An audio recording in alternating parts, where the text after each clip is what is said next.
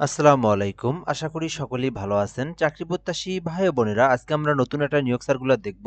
যেটি হচ্ছে nuclear power plant company Bangladesh লিমিটেডে বিশাল বড় একটা নিয়োগ সার্কুলার প্রকাশ করা হয়েছে। তো জানুয়ারি মাসের শেষের দিকে এই সার্কুলারটা অনেক বড় একটা সার্কুলার। এটা কিন্তু চুক্তিভিত্তিক নিয়োগ বিজ্ঞপ্তি। এটা বিদ্যুৎ উন্নয়ন বোর্ডের একটা শাখা নিয়োগ সার্কুলার। তো আপনারা সম্পূর্ণ ভিডিওটা শেষ পর্যন্ত দেখবেন। তাহলে এই সার্কুলারের সমস্ত বিষয়ে ইনফরমেশন আপনারা জানতে পারবেন। এখানে কিন্তু এসএসসি, এইচএসসি, অনার্স ডিগ্রি, তারপরে হচ্ছে আপনার মাস্টার্স, সকল শিক্ষাগত যোগ্যতার জন্যই আলাদা আলাদা পদসংখ্যা রয়েছে। তো আপনার সার্কুলারটা শেষ পর্যন্ত দেখলেই কিন্তু সেই বিষয়টা সম্পর্কে অবগত হবেন এবং জানবেন, এবং আপনি চাইলে আবেদনও করতে পারবেন এই ভিডিওটা দেখার মাধ্যমেই। আচ্ছা, এই বিষয়গুলো বলার আগে একটা বিষয় বলে নিই, সেটা হচ্ছে আমাদের চ্যানেলে যদি নতুন হয়ে থাকেন আপনি চ্যানেলটাতে সাবস্ক্রাইব করে রাখবেন। বাংলাদেশের সরকারি যত নিয়োগ সার্কুলার আছে সেটি প্রকাশ হওয়ার সঙ্গে সঙ্গে আমরা সেটি এই চ্যানেলে আপলোড করে দিই। এজন্য অবশ্যই আপনারা আমাদের এই চ্যানেলে সাবস্ক্রাইব করে যুক্ত থাকবেন। তো আমরা এখান থেকে দেখব nuclear power plant company Bangladesh limited, NPCBL সংক্ষিপ্ত রূপ, আপনারা সকলেই নাম শুনে আছেন। তো nuclear power plant company Bangladesh limited NCPL এর অধীনে রূপপুর পারমাণবিক বিদ্যুৎ কেন্দ্রের onsite fire station security and physical production service ডিভিশনের জনবল চুক্তিভিত্তিক নিয়োগের নিমিত্ত নিম্নে বর্ণনা মোতাবেক বাংলাদেশী নাগরিকদের নিকট হতে দরখাস্তের আহ্বান করা যাচ্ছে। তো এই বেসিক বিষয়টা আমরা এখান থেকে দেখব। তো এই সার্কুলারের এই প্রতিষ্ঠানে আপনি যদি চাইলে আবেদন করতে পারবেন, সেটা বাংলাদেশের যে কোনো জেলার প্রার্থী আবেদন করতে পারবে। সমগ্র জেলার সবার জন্য কিন্তু এই সার্কুলার, এবং নারী পুরুষ উভয়ে আবেদন করতে পারবে। সকলের জন্য এই সার্কুলারটা। তো আপনারা দেখতে পারেন, এটা কিন্তু চুক্তিভিত্তিক নিয়োগ বিজ্ঞপ্তি। তো ১ নম্বরে আছে উপব্যবস্থাপক। আমরা এখান থেকে একটু জুম করব। উপব্যবস্থাপক ১ নম্বরে ৮৪,০০০ টাকা বেতন, একটি মাত্র পদ আছে। এক্ষেত্রে আবেদনের জন্য ফায়ার সার্ভিস ও সিভিল ডিফেন্স অধিদপ্তরের অধীনে উপসহকারী পরিচালক ১০ম গ্রেডে বেতন দেওয়া হবে। তো সমমান পদে কমপক্ষে ৫ বছরের অভিজ্ঞতা, স্টেশন অফিসার গ্রেড ১২, তদুর্ধ্ব ১২ বছরের অভিজ্ঞতা থাকলে আপনারা কিন্তু এই যে উপব্যবস্থাপক ফায়ার স্টেশন ৬ষ্ঠ গ্রেডের এই পদে আবেদন করতে পারবেন।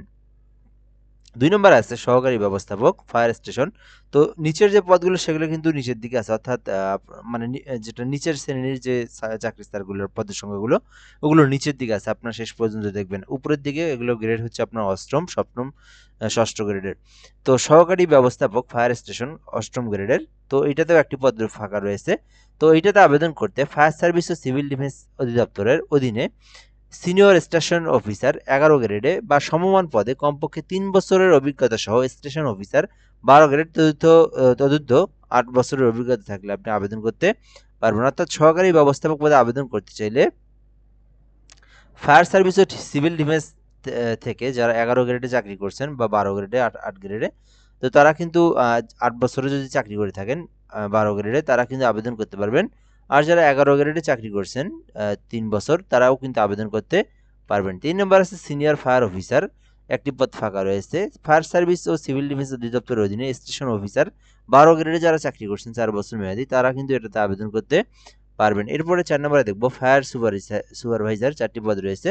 তো ফায়ার সার্ভিসে যারা সুপারভাইজার পদে ন্যূনতম ৫ বছরের অভিজ্ঞতা নিয়ে কাজ করছেন, তারা কিন্তু এটাতে আবেদন করতে পারবে, এবং ফাইটিং এর কাজে যদি ১৫ বছরের অভিজ্ঞতা থাকে তবুও কিন্তু আপনি আবেদন করতে পারবেন। ৫ নম্বর আছে ফায়ার লিডার, ৫টি পদ রয়েছে। ফায়ার ফাইটার হিসেবে বা ফায়ার ফাইটারিং কাজে ১০ বছরের অভিজ্ঞতা থাকলে আপনি ফায়ার লিডারেও আবেদন করতে পারবেন।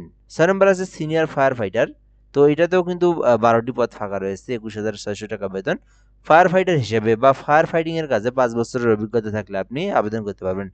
তো যারা ফায়ার ফাইটিং এর কাজ করছেন তারাও কিন্তু এই যে সিনিয়র ফায়ার ফাইটারে এইটাতে আবেদন করতে পারবেন। অর্থাৎ ফায়ার সার্ভিস অ্যান্ড সিভিল ডিফেন্সে যারা চাকরিরত অবস্থায় আছেন, চাকরির অভিজ্ঞতা আছে বা চাকরি করছেন, তারাই কিন্তু এই পদগুলোতে আবেদন করতে পারবেন। এই বিষয়টা এখানে বলে দেওয়া আছে।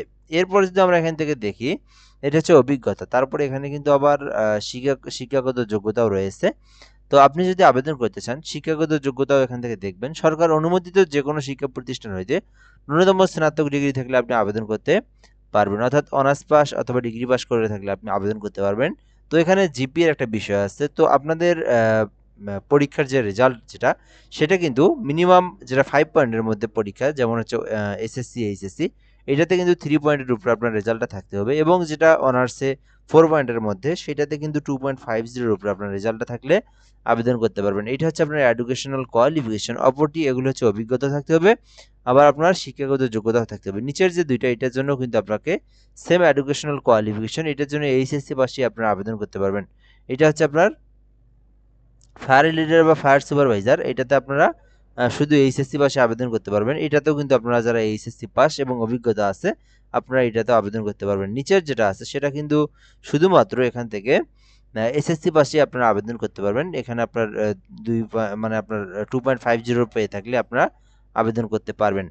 আচ্ছা, এরপর যদি আমরা এখান থেকে দেখি যে বিষয়গুলো, ইন্সপেক্টর এনসিপিএফ স্টেশন, তো 5টি পদ রয়েছে।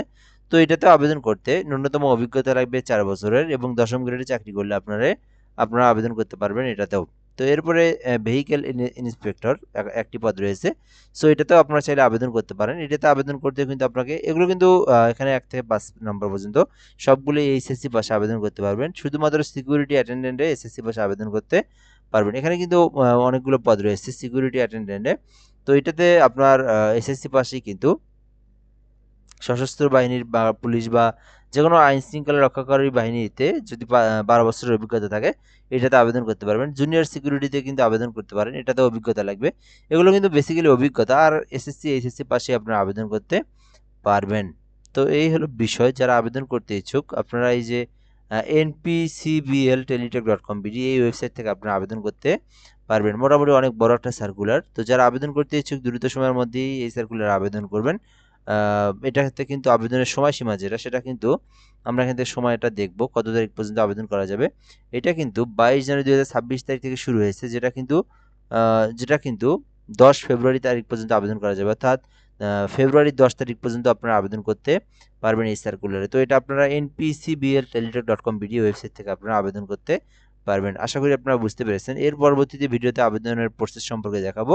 তো আপনারা কিন্তু আরও সেই ভিডিওতে ভালোভাবে জানতে পারবেন। তো ভালো থাকবেন। আসসালামু আলাইকুম।